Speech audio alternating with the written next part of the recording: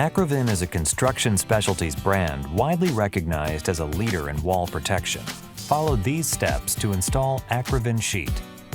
The tools needed include roll-on, textured roller, Acrovyn roll-on adhesive, Acrovyn caulk or trims, Acrovyn primer, extension roller. Ensure the wall is clean, smooth, and dry prior to priming. Apply the adhesive to an area of the wall surface that can be completed within the cure time of the adhesive, making sure the entire area receives an even coat. Regularly check the adhesive coverage to ensure the correct amount is being applied. Cure time can vary based on temperature and relative humidity.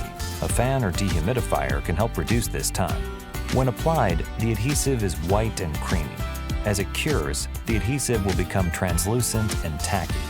The adhesive should be firm, yet pliable to the touch without transferring to your finger. Installing wall covering before this stage can result in bubbling and/or delamination.